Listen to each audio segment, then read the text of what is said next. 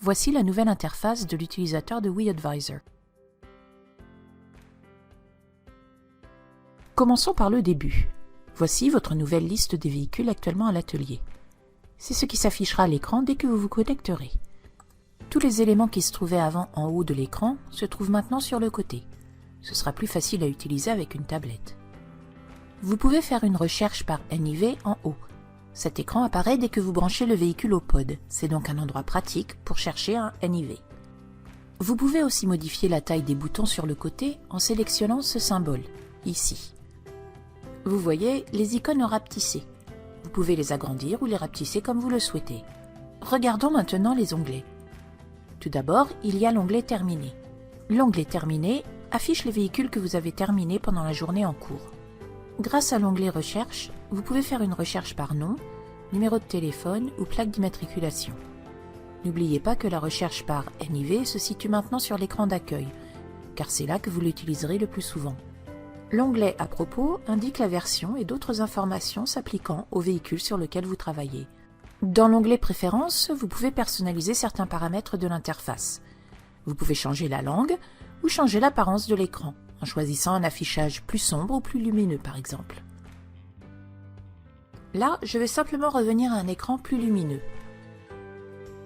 Voyons maintenant ce qui se passe quand nous réduisons la taille de la police, ou si vous voulez, on peut aussi l'agrandir. Revenons maintenant à notre onglet de véhicules en cours et commençons à travailler sur le véhicule. Quand vous brancherez le véhicule au pod, vous verrez tout de suite s'il y a des mises à jour à faire, des DTC, des rappels ou des RRT.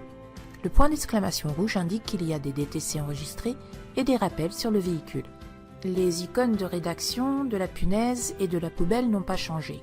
Avant, il fallait sélectionner le crayon pour commencer à rédiger un BR, mais maintenant il suffit de cliquer sur cette section. On va prendre un exemple en sélectionnant le dossier de ce client. Quand vous commencerez le BR, vous verrez que les onglets se trouvent toujours à gauche. Vous pouvez modifier des informations sur le client comme avant, sauf que maintenant, le client et le véhicule ont un onglet séparé. Comme ça, vous n'avez plus à faire défiler l'écran autant qu'avant. On va faire un petit changement ici. On va ajouter un deuxième numéro, et puis on va le sauvegarder. Les documents du client et les informations importantes sont ici, en bas à gauche. En bas à droite, il y a un panier qui indique le nombre d'articles que vous avez sélectionnés et le prix total. Le prix s'actualise à mesure que vous ajoutez des articles. Regardons maintenant l'onglet du véhicule. L'onglet du véhicule s'ouvre dans le sous-onglet Identification. Il indique la date d'entretien, le kilométrage actuel, le kilométrage de la dernière visite, la transmission, le type et la date du dernier entretien. Passons maintenant aux informations sur les éléments vitaux du véhicule. L'onglet des éléments vitaux présente tous les éléments que nous trouverions normalement sous TiloConnect VIP. Comme le véhicule est branché au pod, nous voyons qu'il y a 6 DTC enregistrés et nous pouvons aussi regarder les rappels applicables. Voici une vue agrandie de la liste des DTC. L'historique VIP a été séparé en 2 onglets. Le premier, Programme et garantie, et le deuxième, Historique d'entretien. Commençons par l'onglet Programme et garantie. Le sous-onglet Programme de protection Mopar montre les contrats d'entretien actifs. Ce véhicule n'en a pas. Passons donc au sous-onglet sur les informations de garantie. Le sous-onglet Infos de garantie présente les mêmes informations qu'avant. L'avantage ici, c'est qu'on accède plus rapidement aux données car il y a moins de défilement à faire. Sous la section Historique d'entretien, on voit tous les entretiens réalisés sur le véhicule, quelle que soit la concession qui les ait faits, du moment que le travail est couvert par un contrat d'entretien ou par la garantie. Nous voyons ici qu'il y a eu une réparation sous garantie. Nous pouvons obtenir plus de détails concernant la réparation ici. Voyons s'il y a des réparations dans l'historique des réparations par les concessions. L'historique des réparations chez le concessionnaire montre tous les travaux effectués par la concession où se trouve actuellement le véhicule, qu'ils aient été réalisés ou non sous garantie. Commençons maintenant l'inspection. L'inspection a été complètement mise à jour. Elle affiche une image exacte des véhicules de FCA à partir de l'année modèle 2016 et après. Nous allons maintenant indiquer les résultats de l'inspection. Je vais commencer par indiquer que toutes les zones sont bonnes. Après, je préciserai les zones endommagées une par une. La peinture était raflée ici à l'avant. Je vais l'indiquer en cliquant à l'endroit correspondant. Je choisis ensuite le type de dommage et je clique sur Ajouter. La portière est aussi un peu endommagée. J'indique donc qu'il y a une bosse ici, sur le panneau de la carrosserie. Ça met un X là où le véhicule est abîmé. Si vous oubliez la signification d'un symbole, la légende est située juste ici. Vous voyez ici que le statut des zones où j'ai indiqué un dommage est marqué d'un X rouge. Si vous voulez supprimer une des zones indiquées, il suffit de la sélectionner et de cliquer sur Supprimer. Jetons un bref coup d'œil à l'icône du pneu qui permet d'accéder au pneumopare. Les pneumopares s'affichent maintenant dans une fenêtre plus grande. Il n'y a pas de pneu correspondant à ce véhicule. Retournons donc à l'inspection. Si le véhicule est toujours branché au pod, les actionneurs des phares s'affichent ici à présent. Vous voyez les actionneurs ici. WeCapture est toujours associé à l'icône de la caméra. Toutes les photos prises avec WeCapture s'afficheront dans la galerie, ici. Inspectons maintenant les pneus. Si on a inscrit la mesure de la bande de roulement, la couleur de l'arrière-plan de chaque pneu change. Je vais en inscrire quelques-unes pour vous montrer. Vous voyez là, l'arrière-plan de la photo du pneu est vert maintenant.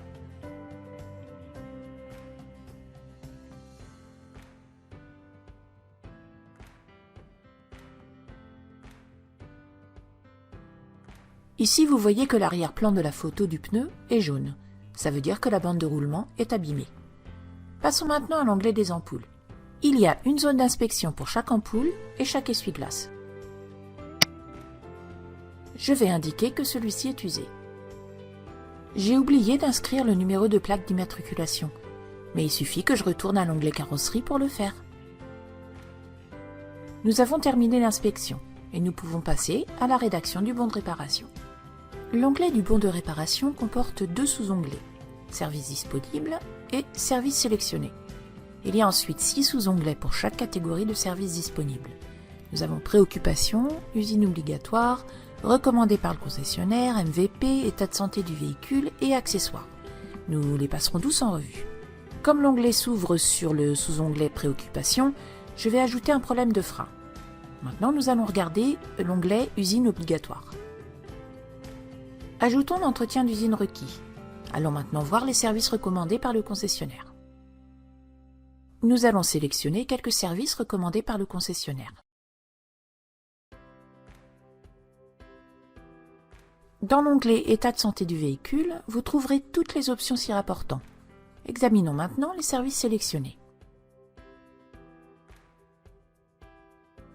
Les boîtes bleues avec des lettres indiquent le type de service de l'article. Celle d'en haut affiche UO, ce qui veut dire usine obligatoire. Celle d'en dessous indique RC, ce qui signifie recommandé par le concessionnaire. Maintenant que nous avons vu tous les services, allons voir comment assigner le bon de réparation.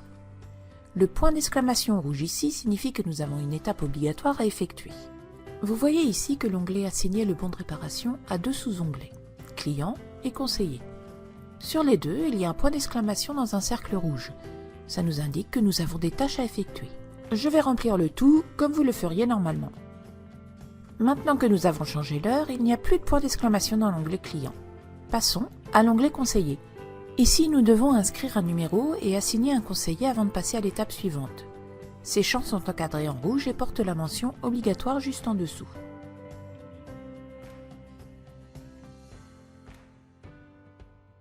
Je vais remplir ces champs, puis nous pourrons finaliser le bon de réparation. L'onglet pour finaliser le BR a trois sous-onglets. D'abord l'onglet sommaire qui est à l'écran, puis l'onglet service et l'onglet signature. Vous pouvez regarder l'onglet service avec le client pour qu'il les vérifie. Cela fait, vous pouvez aller à l'onglet signature. Vous pouvez envoyer facilement une demande de signature électronique. Il suffit de cliquer ici. Je vais vous montrer comment obtenir la signature. Une fois la signature obtenue, nous pouvons poursuivre et soumettre le bon de réparation. Nous pouvons envoyer les documents par courriel ici, puis cliquer sur Terminer une fois que c'est fait. Comme ce bon de réparation est terminé, il apparaît maintenant dans l'onglet Terminé, ici, sur le côté.